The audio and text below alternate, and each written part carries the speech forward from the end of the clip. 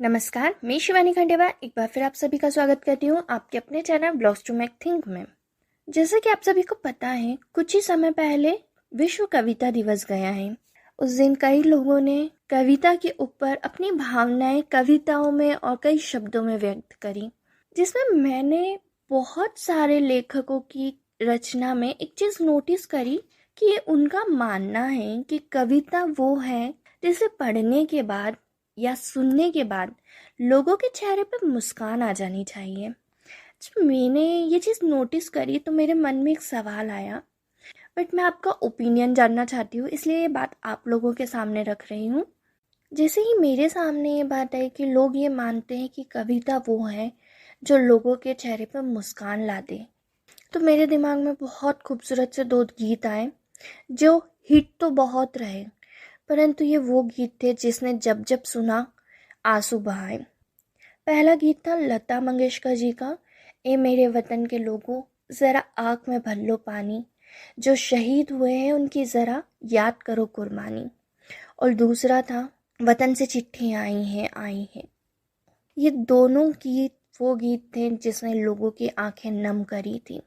बस यही सोच के मेरे मन में बस यही एक चीज़ आई कि ये रचना, चाहे कोई कविता हो, गीत हो या कहानी हो, किसी भी तरह की कोई भी रचना हो, उसमें भाव होते हैं।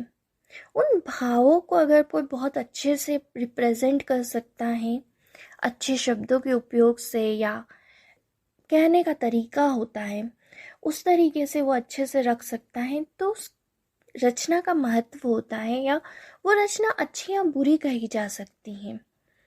परंतु ये कहना कि कोई कविता या कोई भी रचना वो होनी चाहिए जो लोगों के चेहरे पर मुस्कान लाए, मुझे कहीं ना कहीं वो चीज़ खटकी। हाँ, मैं ये मानती हूँ कि जीवन में हमेशा हमें पॉजिटिव रहना चाहिए, लोगों की ज़िंदगी में हंसी खुशी लाने की कोशिश करना चाहिए।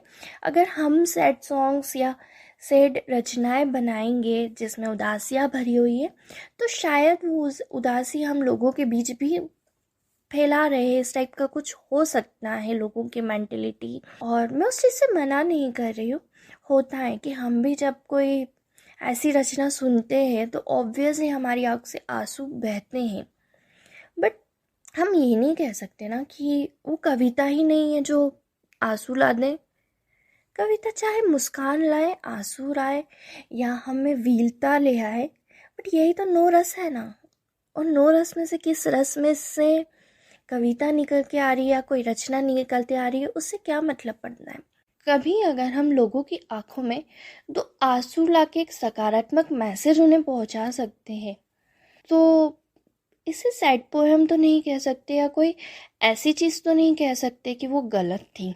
जैसे कि एग्जाम्पल, जैसे मैंने अभी दोनों सॉन्ग दिए, तो ए मेरे वतन जो सॉन्ग है वो भी भले लोगों की आंखों में आंसू लाने की बातें कहता है, बट वो हमें एक मैसेज देता है कि हमने हमारे देश को आज़ाद कराने में, या आज भी जो लोग हमारे देश की रक्षा करने के लिए शहीद होते हैं, उनके लिए हमें हमेशा हमारा ग्रैटिट्यूड दिखाना चाहिए।